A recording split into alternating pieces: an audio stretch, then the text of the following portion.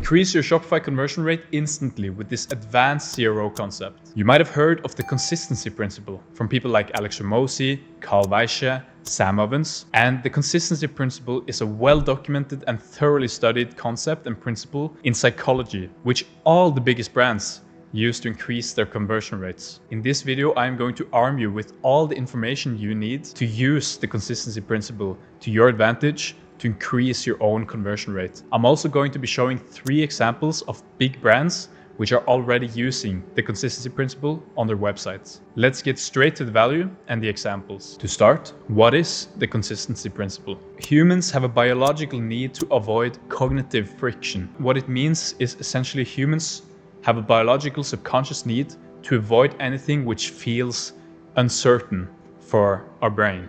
So if something is uncertain, we want to avoid that as much as possible because we have a biological human need to seek certainty in pretty much everything. The consistency principle is also ingrained in our human subconscious. It's tied to the ego, and what it is that humans want to feel consistent in their actions. A person is more likely to take an action which aligns with a previous action than to take a new action which does not align with a previous action. If someone achieves a nice physique in the gym, they're almost guaranteed to keep working out for the rest of their lives. And this is simply because stopping working out would create cognitive friction, because then they would lose a sense of their personality, a sense of their certainty, and a sense of their identity. The mind likes the comfort in knowing, and therefore they will keep going to the gym almost not requiring motivation, because the mind simply wants them to maintain security and certainty about who they are, how they look like, and how their bodies work. So now the question is, how can you use this principle to increase your conversion rate? And this principle applies to ads as well, by the way. One extremely powerful way to increase your conversion rate with the consistency principle is to get the user to take a small action when they get on your website. And I will show you examples of what I mean by this. Let's start with how JV Coffee does it. What you're seeing here is a landing page which JV Coffee is sending many of their ads to right now. What is special about it is that they are not asking you to buy. They're not giving you an add to cart button. The only thing which you can do on this page is click get started. When I click this, they ask me my #1 goal for trying protein coffee. But I don't have a goal for trying protein coffee. But what they're trying to make you do is they want you to commit to a goal. So if I here select muscle gains, now I have subconsciously committed and admitted that I desire muscle gains. Now I have the consistency principle slightly working for JV Coffee, because now I am a bit focused on that, I actually want to increase my muscle. Now JV Coffee is a relevant way for me to increase my muscle. And then they ask, are you getting in enough protein daily? And what they're doing here is they're making me commit information, they're making me admit my goals, and they're making me logically break down that I need this protein coffee. So if I answer no here, no, sugar cravings, signs of aging, not sure, how often do you get sick, a couple times a year, hitting your goals, fitness and or weight loss goals yet. Here, obviously many people will say no, because goals are by design something you want to achieve. So pretty much everyone have a goal which they have not reached. So this is basically just a question they have framed for you to logically admit to yourself and to your subconscious that you are actually not reaching your goals with what you're doing right now. So then the next logical step for your mind is to think that you probably need something else than what you're doing right now to achieve these goals. And then conveniently, you get the JV Coffee product page after with reasons to buy and everything. And I'm pretty sure you'll get the same site even though you answered the questions differently than I did. What this whole thing is and why they were using it in so many of their ads is because that instead of sending you the ad traffic to a product page where the action is to add to cart or buy, that's a high commitment action, which I'm probably not going to take before I know or feel completely sold on the product. But what they do instead is they make a funnel where I can make small commitments, commit information about me and my goals. And what they're doing here is pretty much setting up a logical trap where I admit my goals, I admit that I'm not where I want to be. I admit that I might not be getting enough protein. So what I'm left with here, logically, is that I know I'm not reaching my goals. I know what I'm doing right now is not getting me enough protein, enough muscle. And then they're presenting me with a solution. Now, with the power of the consistency principle, I am very motivated to buy this protein coffee, because right now I feel inconsistent, because my goal is to build muscle, but my actions say that I'm not doing this. I'm not working towards my goal. The consistency principle now pushes me to invest money to demonstrate that I am taking an action to align more with my goal, which is gaining more muscle. A parallel example to what JV Coffee is doing here would be if me and you were going out to a restaurant, but before we went out to the restaurant, I asked you, do you have healthy eating habits? Do you eat healthy? If you then answer yes, I'm a healthy person, yes, I eat healthy. When we then get to the restaurant and you are presented with healthy and unhealthy options, you are pretty certain to select healthy alternatives to maintain consistency with what you told me, which was that you were healthy, you ate healthy. All humans have an ego, and one way the ego influences our behavior and our actions is by trying to force consistency in what we do. This is because the ego feels threatened when faced with insecurity, uncertainty, and doubt. Therefore, it seeks comfort, security, and certainty. And this is why the consistency principle is so powerful. It is fundamentally rooted in our evolutionary psychology. The next example is Whoop, which I bet you've heard of. What they do to implement the consistency principle is that they try to make it as tempting and as easy as possible for you to select your Whoop color, like this. They make it almost impossible to scroll past this section without clicking at least some of the colors.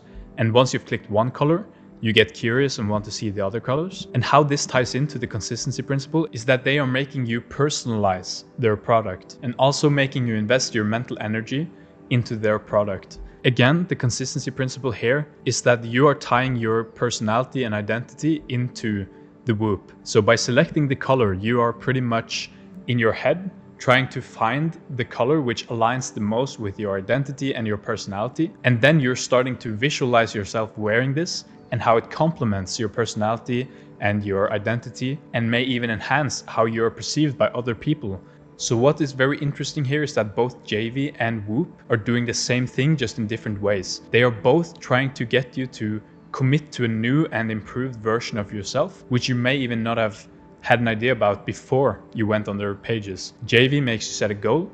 Whoop makes you select a color which aligns with your personality and identity. So what you're left with here, which makes the consistency principle work, is that you now, even though you haven't clicked add to cart, you haven't even taken the step toward checkout, you still have a drive to purchase this product because of the consistency principle. You're now left with, after either you customized the Whoop to fit your personality and how you want to be perceived by others, you're now left with a new and improved version of yourself, which requires you to have this product. For many people, that will result in them actually investing money and buying the product instead of sitting with that cognitive friction. It's kind of like if you get an open wound and someone comes immediately offering you a band-aid to fix the wound. Because it's an open wound, you have a sense of urgency and therefore will be more inclined to actually take the band-aid and fix it as quick as you can. The third and final example is BarkBox, and how they do it is a bit differently. And the thing is, they have this call to action, get BarkBox. That's the only available call to action on their page. If you click this, you're not taken to a cart page, you're not adding the product to cart. They simply give you a form to add your dog's name and gender. And what this does is that you love your dog, of course, and you have so many emotions and so much attachment to your dog, and all you want is the best for your dog. You love that thing. Here, by adding your dog name and the gender, you are essentially projecting a better standard of life and quality of life for your dog. The way this is different is that JV Coffee and Whoop, they focus on you having a goal of who you want to be and an improved version of yourself. But what BarkBox does is the same thing, just for the dog. Instead of you improving with the product, they're making you think about how the dog's life quality could be better. If you see two options, you see the improved quality of life for your dog is more happy, he's more comfortable, and the second option is he stays where he is without the improved life quality. Now you have again kind of opened the wound, which is that you didn't know that your dog could have a better life quality, but now you know it could have a better life quality. So by entering your dog's name and gender, you're now emotionally investing your precious little dog into this product and creating almost an equal sign there. So now it's hard to step back, because now you imagine how happy your dog would be with this product. And if you then don't purchase the product, you're kind of almost creating an emotional uncertainty about how much you care for your dog. It's kind of like a moral dilemma. If you really cared about your dog, you would buy this. This creates cognitive friction because your perception of yourself is that you love this dog, you really care about this dog, but now your action will either create cognitive friction if you don't buy the product, because then, yeah, you say you love your dog and you feel like you love your dog, but do you really? If you don't buy this product, you can't spend $20 to improve your dog's life. Or avoid the cognitive friction and buy the product, spend the $20, and maintain security and certainty and the comfort of knowing that you truly care about your dog and you truly love your dog and are willing to do a lot to improve its life. Of course, this information is necessary for them actually creating the product for you, because it's a personalized dog delivery box. So it is, of course, essential for them to ask you for this information, but they don't even give you an option to commit to a price or commit to a purchase or anything. They only want you to take this small action. And also notice how the only thing they're asking for here is your name and gender of your dog. They don't have more sections going down here with the rest of the questions, because that would simply become a bigger step or a bigger investment and commitment for you to take, which would lower your chance of actually taking it. So they give you a small action you can take. It's very likely that you will take this action. And now, once you have taken this action, you have the consistency principle that you have started giving your dog's information, and you'll also started the idea of your dog having this product, which is now making you very more likely to go through this flow and give more of your information, which is even more boosting the consistency principle, which will ultimately lead to you being a very high probability of purchasing. Exactly like JV Coffee.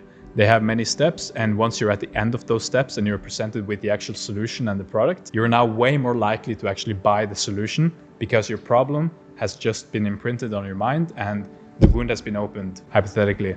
So the key takeaways on how you can use the consistency principle to increase your conversion rate is: 1, get your users to take a small action as soon as possible on your website. And 2, make sure to always project how the customer's life could be improved or better with your product, and now focus really on this improved version of themselves with your product. And 3, create ways for your potential customers to give you more information about themselves and to tell you more details and information about their goals or something related to the problem your product solves. A way to do this might be in a pop-up. You can add an additional question instead of just the email. You can add a question to your email sign-up pop-up, which asks them about a very simple question, preferably yes or no or multiple choice, to something which is related to what your product solves. This might increase your email signups and also make it so that each person which signs up for your email will be way more likely to actually purchase your product and read more thoroughly through your website and emails and spend more time with it. And 4, add more ways in which your users can customize their experience on your website and or customize details about the product, and then make it super easy and also very tempting to actually go through your different customizations and variants. And 5, have a quiz funnel on your website and prioritize having people start the quiz and fill out the quiz, instead of solely focusing on making them add to cart and purchase, because it's easy to start a quiz, but it's hard to start adding to cart. Implement the consistency principle on your own website, and I guarantee you your conversion rate will increase. I hope you found immense value in this video. Subscribe for more content like this, and leave a comment if there's anything in the video you found really interesting, or if you have any input from your own experience with conversion rate optimization, please leave it down below so everyone can benefit from it.